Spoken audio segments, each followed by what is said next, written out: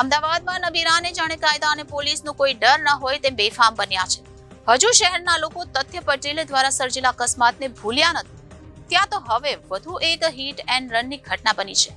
આ ઘટનાના CCTV footage પણ સામે આવ્યા છે, જેમાં જોઈ શકાય છે કે એક જ પરિવારના 4 સભ્યોને પૂરપાટ ઝડપે આવી રહેલી કારે ઉલાડ્યા હતા.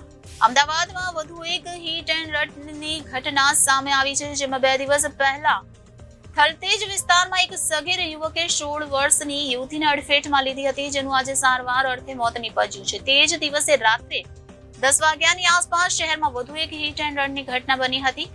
આ ઘટનાની વધુ વિગતો મુજબ ગુરુકુળ સર્કલ નજીક બ્લુબેરી કોમ્પ્લેક્સ પાસે અંકિત વિરાણી તેમની પત્ની અને શાળા સાથે દીકરીને સાયકલ પર બેસાડી રહ્યા હતા. આ દરમિયાન એક પૂરપાટ ઝડપે કારે પરિવારના 4 સભ્યોને ટક્કર મારી હતી.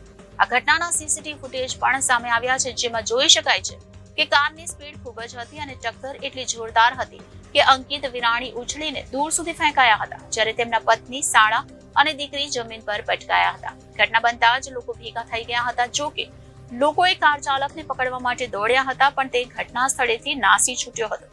આ ઘટના બાદ તાત્કાલિક 108ને જાણ કરીને 4 સભ્યને ખાનગી હોસ્પિટલમાં સારવાર અર્થે ખસેડવામાં આવ્યા હતા. કારે ટક્કર મારતા અંકિતભાઈને માથાના ભાગે, જ્યારે તેમની દીકરીને મોઢાના ભાગે અને તેમના પતિ અને શાળાને પણ ઈજાઓ પહોંચી છે. હાલ આ સમગ્ર મામલે કાર ચાલક સામે ગુનો નોંધીને આઈ ડિવિઝન ટ્રાફિક પોલીસે ગાડી નંબર સીસીટીવી ફૂટેજના આધારે આગળની વધુ તપાસ હાથ ધરી છે. Bureau report Janadesh news, Ahmedabad.